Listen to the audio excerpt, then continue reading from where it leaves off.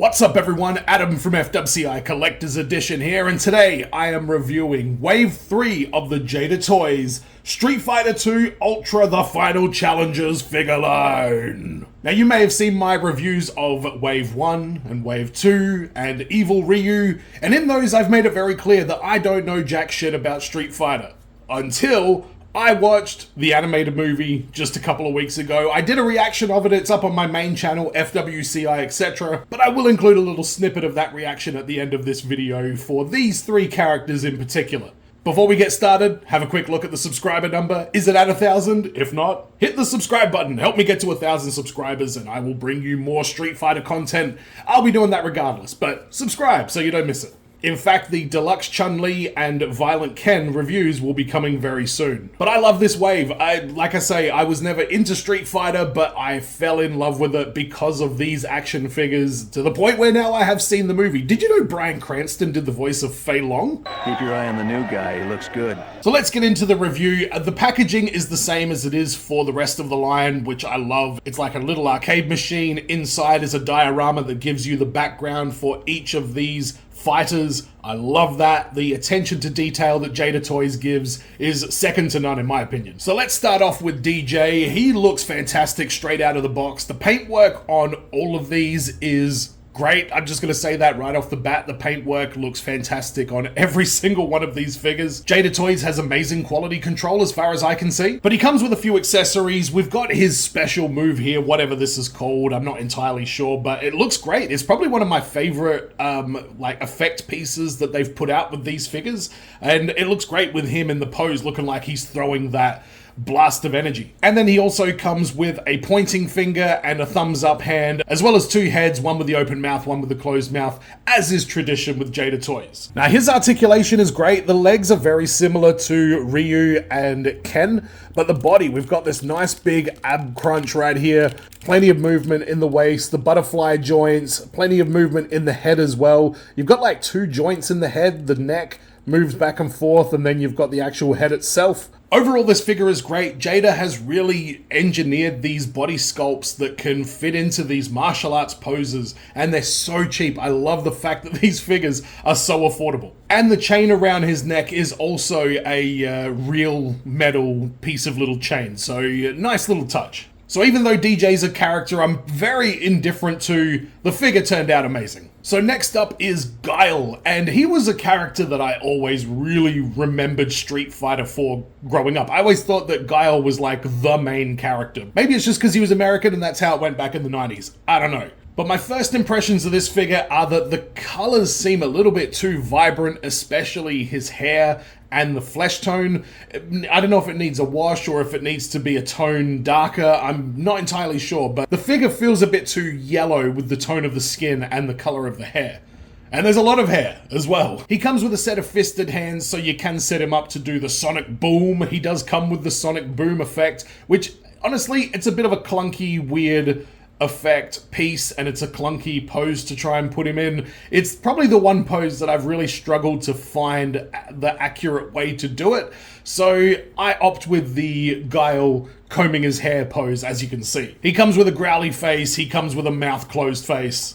The paintwork on him is really good. The camo looks fantastic. The tattoo on his arm looks good. The tattoo on the other side of his arm looks good. And the same as DJ, he has a little stainless steel chain to go around his neck for his dog tags. Looking at the articulation, it's very thick, like, you know, very thick legs and everything like that, but Jada do a great job with it. Like I say, they're always able to get into the correct pose. There's still plenty of movement in his feet and everything like that, same as like all the other figures. So even though he's a very thick looking character, he certainly hasn't lost any of the articulation, which is something that Jada Toys does really well. Double jointed pinless everything. You've got butterfly joints there on the shoulders. The midsection crunches, but it twists a little bit, but I don't know, maybe I would like a little bit more movement in that torso. But as you can see, he balances perfectly fine. And I'd say this is the only Jada Toys figure so far that I've had any issue with the color choice and the color palette that they used, but that hair needs a little bit more detailing or a bit of a wash, or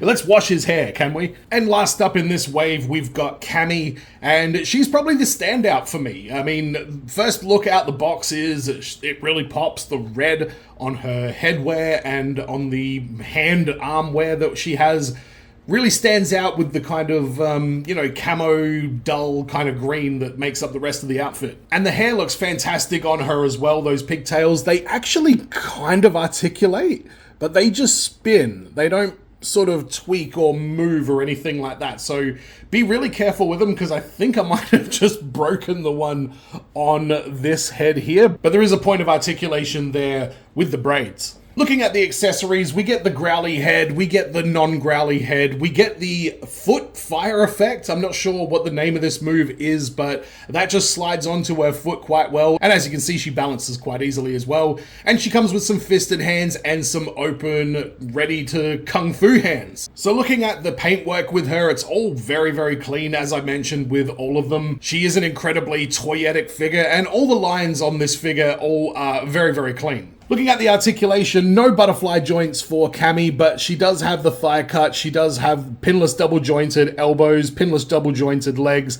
lots of movement in the torso region here, and the waist as well. So she really is a great looking figure, and as you saw before, she easily gets into the kick pose. And that's one thing I love about these figures, is they're so easy to balance, free without any need for a flight stand or anything like that. They're great. Tarantino test.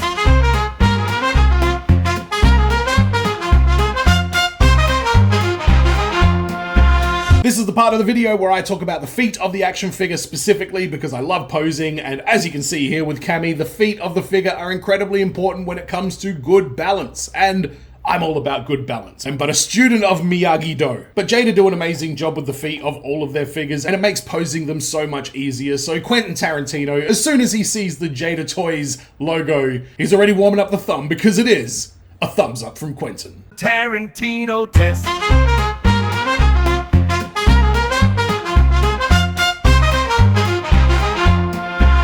But my final thoughts on this wave are that it was great. I got the really familiar face with Guile. Cammy I was pretty unfamiliar with. DJ I was completely unfamiliar with. And I love all of these figures. They're all very different. They all bring something different to the table in terms of who they're depicting, or what the articulation is, or what the style is. And Jada just continue to knock it out of the park every single time they put one of these figures out. I am waiting for Blanca, and I think, is it Saget? Whatever his name is, Bob Saget? I think he's on the next wave. But I am going to collect all of these, because I'm just loving this wave. Is it shelf worthy? Yeah, I've kind of cleared out and designated a shelf to all of the Street Fighter figures, and it's starting to get a little bit cluttered, which means shelf 2 is on the way. But I hope you enjoyed my review. Let me know in the comments if you're planning on getting any of these figures. Let me know if my review has helped you decide whether or not to get any of these figures. Make sure you subscribe if we are not or are at 1,000 subscribers. Thanks for stopping by, and as always, be well, stay safe, look after your figs, ta-ta, and farewell. I do remember the arcade game, being at my local rec center, and there was the two guys, and then one of them's like, and then the camera goes up, and then it's like, don't use drugs. Oh, there you go, the drug-free society. Keep our children away from narcotics. If you're a winner... Oh, it's Cammy! Going somewhere, Mr. Sellers! Whoa! Dead? Assassin? What we know is that she's a special agent attached to MI6. She British? We have to try and help each other. Yeah, come on, Guile. Stop being a dipshit. Well, are you getting in or not? Dare I refuse that invitation? Nah, just a guy I heard of. A pretty good fighter named DJ. Ah, DJ!